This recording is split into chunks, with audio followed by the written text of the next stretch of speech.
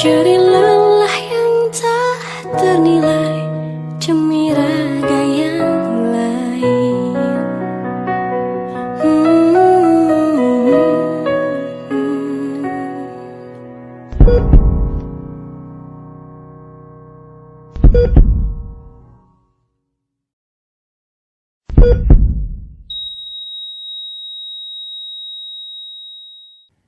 Rasanya baru saja menaruh harapan di tahun 2020 yang akan datang ini.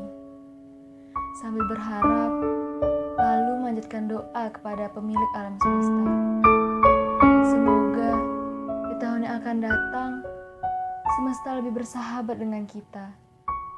Tetapi, mengapa tahun ini menjadi tahun yang tidak mudah untuk kita semua? Dan mengapa menjadikan tahun ini sebagai agenda yang hanya terencana, bukan sebagai agenda yang bisa terlaksana? Hanya karena Indonesia digemparkan dengan banyak musibah. Apakah ini menjadi sebuah teguran dari Sang Maha Pencipta? Teguran atas segala perbuatan manusia yang mengotori dunia dan tidak merawat Indonesia dengan baik. Ini memang menyedihkan, namun mau tidak mau kita harus tetap bersyukur.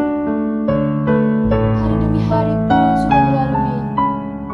Hidup di atas tempat yang sudah tua, namun ada segalanya. Kebanyakan makhluk yang merasa jadi tuan di tempat itu, mereka menyebutnya dengan surga dunia. Iya, surga yang diciptakan oleh tangan-tangan makhluk yang serakah, yang diberi nama oleh manusia. Makhluk yang selalu merasa tidak cukup, tidak puas, dan selalu merasa kurang yang haus akan sesuatu hal yang tidak lazim. Hingga akhirnya, makin hari telah terjadi beragam peristiwa yang cukup mencuri perhatian publik. Bagaimana tidak bisa menjadi perhatian publik? Di awal tahun 2020 saja, sudah terdapat beberapa berita yang pahit. Sebut saja banjir yang terjadi di ibu kota, yang sempat membuat panik warga sekitaran Jabodetabek. Tidak hanya bencana banjir yang melanda tanah air, ada juga kabar bahwa terjadi kembali gempa bumi di Indonesia.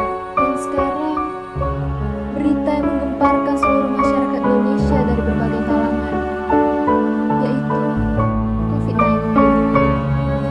Ia merupakan virus yang memiliki ukuran sangat kecil, namun kehadirannya membawa duka untuk dunia.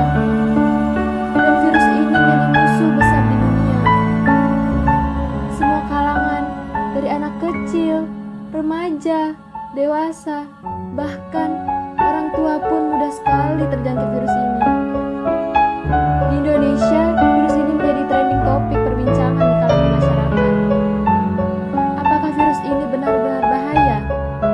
Atau apakah virus ini hanya virus biasa yang dilebih-lebihkan keganasannya oleh media?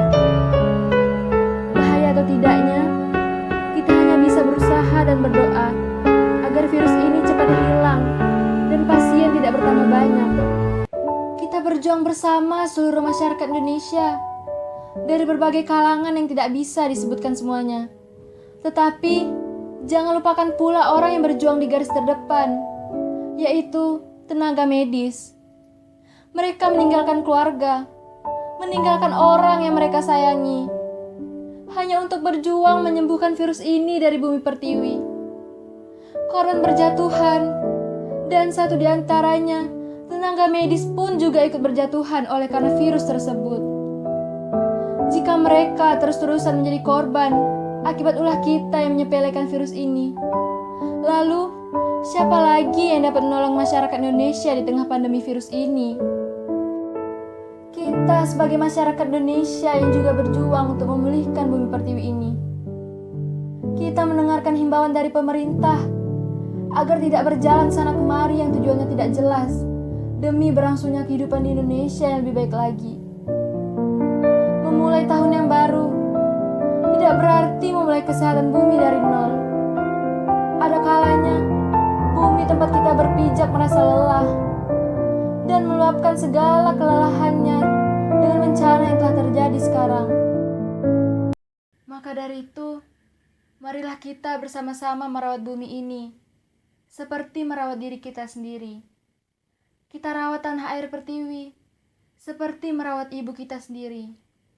Dan doa untuk Indonesia, semoga lekas membaik seperti sedia kala. Aku rindu menjalani aktivitas yang normal, tanpa harus merasakan bosan untuk menjadi satu di antara kaum rebahan lainnya. Selama pandemi yang sedang melanda ini, doa baikku akan selalu menyertaimu, wahai Indonesiaku. Dr. Lee Wen Liang pernah sempat dicibir lantaran disebut menyebarkan berita bohong tentang virus corona. Namun karena hal tersebut benar, maka warga setempat menyebut dokter ini sebagai pahlawan.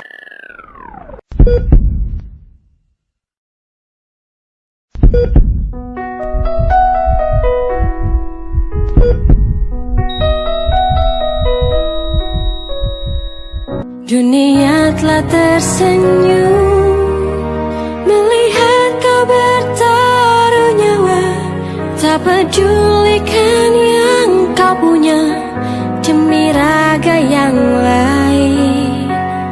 Engkau pahlawan dunia, Tuhan yang kan membalas semua jerih lelah yang tak ternilai demi raga yang lain.